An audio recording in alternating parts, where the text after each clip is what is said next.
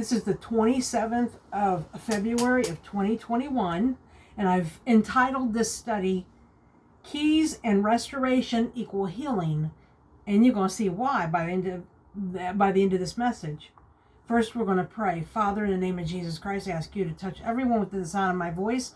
Put a hedge of protection around all of them and everyone that's in this house today, and saturate us with the blood of Jesus Christ, Father. And only let your word go out, your meaning go out, and touch this recording until all of what you want to say has gone out on this message. Please upload it quickly and go to the right people. I ask you to keep it quiet and cool out inside and quiet outside. In Jesus' name, I ask you to touch my eyes, my understanding, and my speech, that only your word go out. Once again, in Jesus' name. Thank you. Okay, first off, we're going to look at Matthew 16, verse 19. And I will give unto thee the keys of the kingdom of heaven, and whatsoever thou shalt bind on earth shall be bound in heaven. Whatsoever thou shalt loose on earth shall be loosed in heaven. And the next one is Matthew 18:18. Verily I say unto you, whatsoever ye shall bind on earth shall be bound in heaven.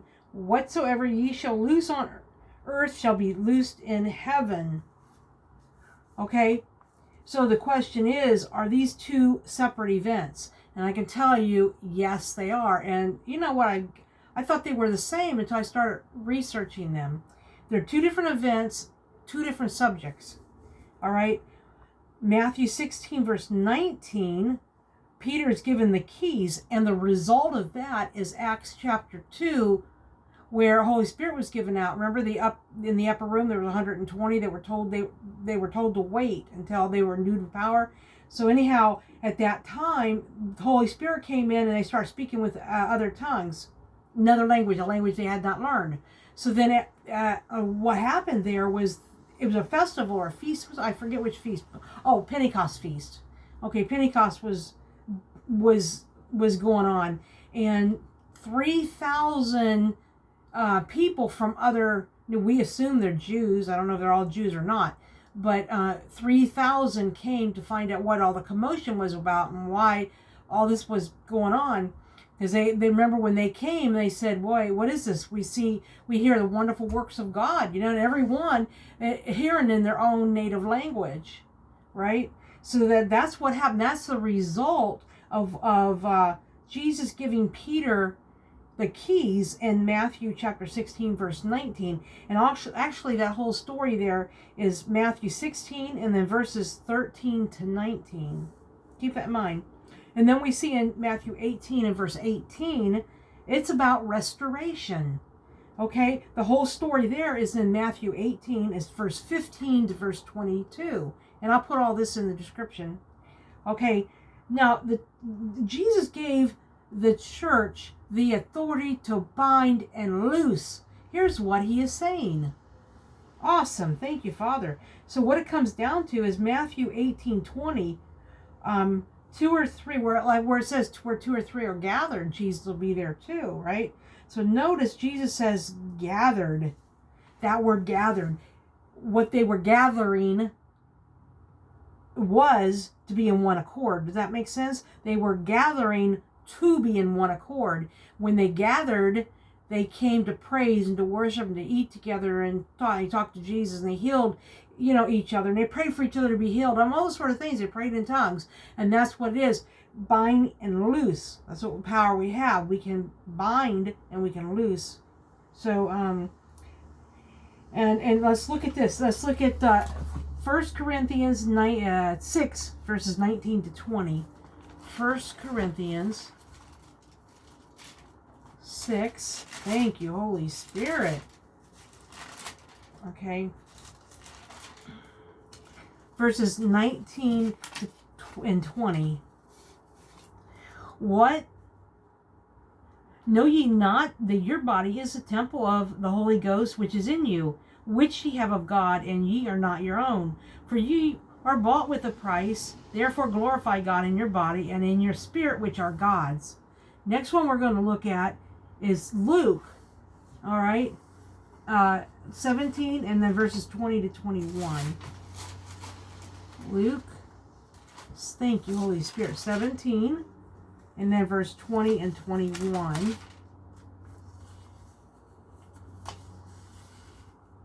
Luke 17, 20 to 21. And when he was demanded of the Pharisees when the kingdom of God should come, he answered them and said, the kingdom of God cometh not with observation, neither shall he say, lo here, or lo there. For behold, the kingdom of God is within you. Now keep that in mind. Okay, and then the next one here is Romans chapter 10, verse 8. Romans, hallelujah, 10 and then verse 8. But what saith it? The word is nigh thee, even in thy mouth, and in thy heart. That is the word of faith which we preach. Now, did you notice the word you? Okay, remember I said in my last couple videos, you have got to do something. God gives it to you and you got to do something with it. He's telling us that it's in you. The kingdom is in you. The binding and loosing is up to you, right? So we know that the temple of our body is a temple of the Holy Spirit, which resides in you. Once you've asked Christ in your life, and then you ask God in Jesus' name for the baptism of the Holy Spirit, and then he gives you his Holy Spirit. The very nature of himself lives in you. Notice the word you is now in you. Keep that in mind. So Christ gave us the authority and the power. Okay, this is almost like, like a glove. You've heard that that saying, it fits like a glove, right? But it's not quite that way. It fits, and it fits almost like a glove, but not quite. Meaning that your power is one thing, and your authority is one thing. They fit together almost, but not entirely, because one's a little bit different than the other. Okay, and then that'll be within the next video or two, where I think my husband is going to get on and explain that. Okay, so watch out for that video. Okay, so authority came when you accepted Christ. Power came after the dwelling of the Holy Spirit. This means after you've accepted Christ, like I just said, you ask Father God in Jesus' name to baptize you with the Holy Spirit. Now this is when Holy Spirit, the very nature of God himself, comes and dwells inside of you. Right? Because we're made in a three-part being. We're a spirit that lives in a body that's given a soul. So we're spirit, body, and soul. And this is the reason, because he always wanted that communication with us. He always wanted to live in us. Hallelujah. And you know about Adam and Eve, so I'm not going to go there right now. So, okay, so the power came when Holy Spirit came to reside in you. Remember that. All right, so proof of this baptism, like I always say, and I've said in many videos here lately, the proof of being baptized in the Holy Spirit is the evidence of speaking in tongues, which is an unknown language, a language you haven't learned. It's communication. It's pure communication between you and your Creator. And like I said, once again, and we'll say it again, I sound like a broken record here. The demons and Satan, they hate it, and they will bring everybody and their mother against you, or to talk bad about you because you speak in tongues and you believe in it. Jesus said, and in fact, even John, when Jesus was being baptized by John, John said, "Here, behold, here comes a Lamb that taketh away the sin of the world, whose shoes I am not worthy to unlatch." And he said on that he comes to baptize with fire, with Holy Spirit and fire, I think it says. So the thing is, we accepted him. Holy Spirit now lives in us, and the reason why the demonic hate you and people come against you and say it's dead, it's evil, it's demonic, all that sort of trash, is because they don't have a relationship, and they refuse to look at their sin and their need for a Savior, which is Christ, the only Savior that came into the world. So you have to think of those things. The thing is, it's communication between your spirit and God. So then they cannot understand anything you're saying, in your prayer, That's why they hate it so much. And truly, if they knew, like you only know English and you only speak English, they know your English. They know your other language, in fact, but they know this language, and they can put roadblocks and just try to destroy the works of God or what He tells you to do. This is why they hate it, because they can't understand what you're saying, what God's saying to you, and you're saying to Him. See, if they can't put roadblocks there, they can't get your eyes off of Christ in that aspect. All right, that's why they try everything in everything in their power, right? So, however, even though we have Holy Spirit residing in us, we must never forget that when we pray. Remember, Jesus said in John here, He said, "Ask the Father in my name that I will do it, so He will get the glory." Okay, let's look at that. John 14 and verse 13. I know this didn't. John 14. Thank you, Holy Spirit. Oh, Holy Spirit, you're so good. Thank you. Teach us. John 14 and then verse 13.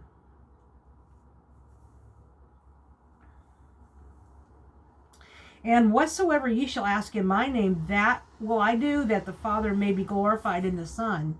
Okay, remember, Jesus always, and always, He always gave the glory to His Father.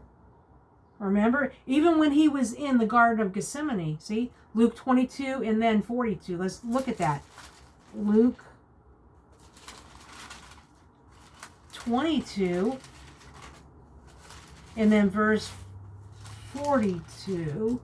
Luke 22 and then verse 42. "Saying, Father, if thou be willing, remove this cup from me. Nevertheless, not my will, but thine be done." See, He was always giving glory back to Father, because that was Him. Father, Son, and Holy Ghost, they work together as one. Hallelujah. They're distinct, but they work together as one.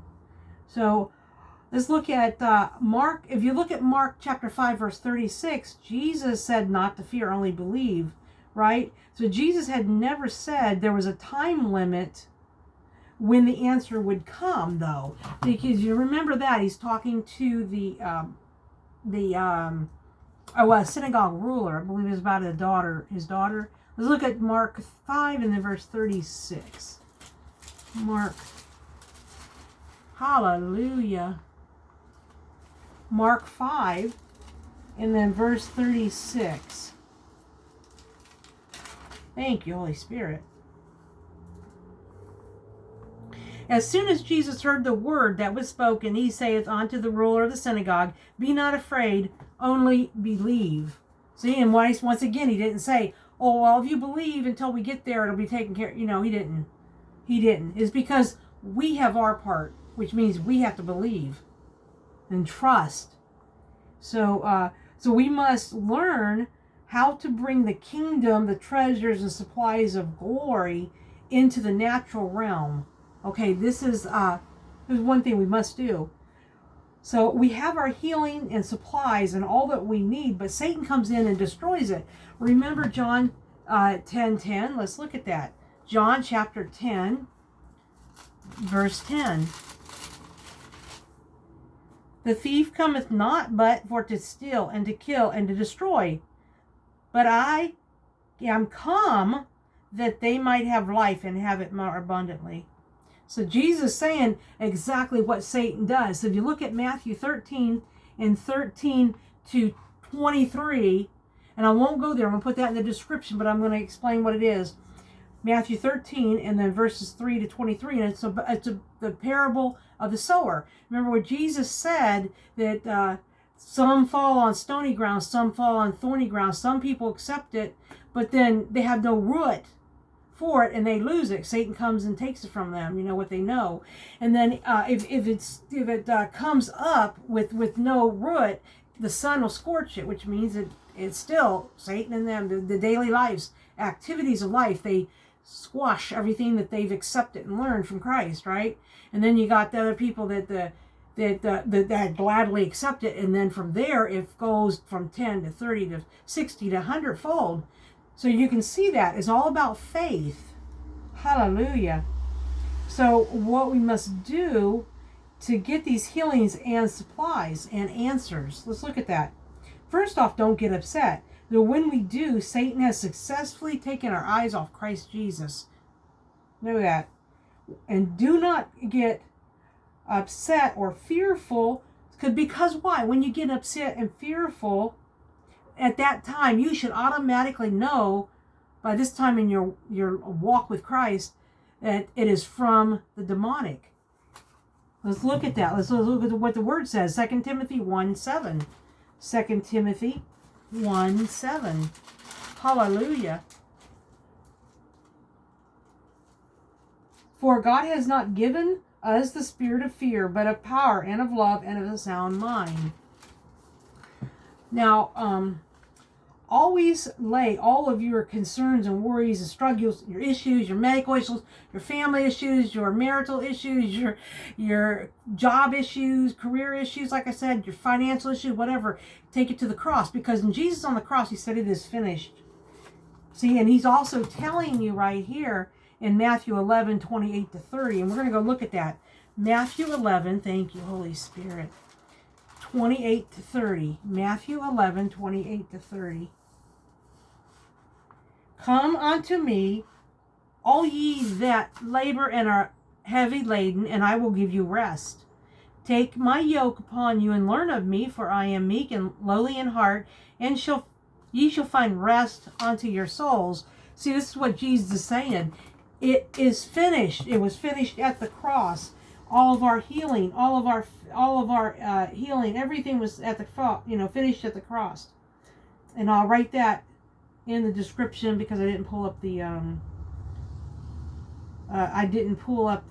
scripture for it. I'm sorry about that. The Holy Spirit is so good. He even tells me what I need to say, and I don't have it wrote down. So when we give it all to God, when we totally surrender.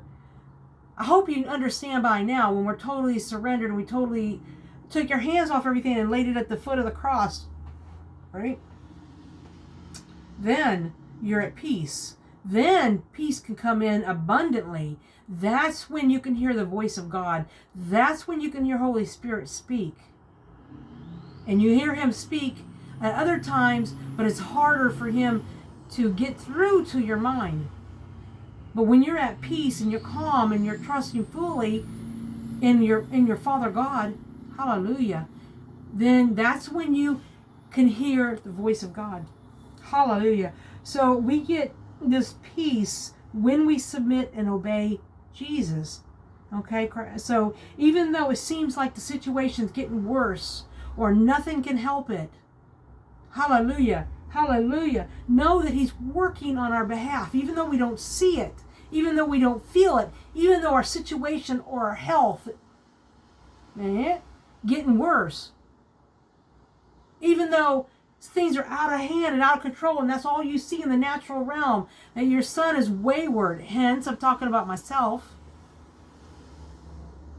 So the thing is, God is working in our behalf. All we can do, and the best thing we can do for anyone that is away from God, or that has turned their back on him, or has not accepted him, accepted Christ Jesus, and his sacrifice that he gave us for salvation, is to pray about it, speak in tongues about it, let Holy Spirit speak to your Creator about it, lay it at the foot of the cross and leave it. Because we are told to pick up our joy and continue on. And that's why Jesus told his disciples, if they won't hear you when you go into, when he sent them to town where he planned on going, but if these people won't hear you or accept your words, shake off the dust and go on. Meaning, pick up your joy and go on. Hallelujah. So start praising God, speaking in tongues when life seems its worst. And I can attest, this is not easy. And I have fought, I have screamed, I have struggled. And I can tell you from a fact. And there's several things I've been praying about and I'm seeing fruition now. But I can also tell you from a fact that when me and my husband totally laid down, totally surrendered all of our cares and worries to Christ, we seen things happen. We seen him moving. We seen miracles. Miracles. They don't always have to be, in the physical, but miracles that have come out of nothing into our world, meaning in the spiritual realm, it was brought into the natural realm or in the physical realm, and it manifested. Praise Christ. Hallelujah. Praise you, Jesus. Hallelujah. And I definitely, it's not easy, but it's definitely worth it. Think about that. So ask God for the gift of interpretation of tongues. This is another gift. Remember, there's Holy Spirit is one, but there's many manifestations of how Holy Spirit expresses himself or manifests himself. So the gift of tongues, speaking in an unknown language, yes. And then ask Father God in Jesus' name to give you the interpretation. He will. Hallelujah. So what we need to always do is repent and thank God for everything that we have. Keep a thankful heart. Keep in repentance. Keep thankful, like I just said. And I guarantee doors will open. Father God, in the name of Jesus, forgive us, every one of us, Father, who are seeking for you, not understanding your wills and your ways and your mercy, Father, and your love, and how the kingdom works, Father, and how blessings work. Father, give us knowledge, wisdom, and understanding. Give us revelation and dreams. Bring us into your fold even stronger and stronger. Give us faith like we never thought we had. In Jesus' name, heal our bodies. Bring up your kingdom out of us and manifest in the spiritual. Master, manifest in the natural as you are in the spiritual. Let us understand, Father, that you are working on our behalf even though we don't see it. In Jesus' name, hallelujah. Hallelujah, hallelujah. Praise you, Father. Holy, holy, holy, holy.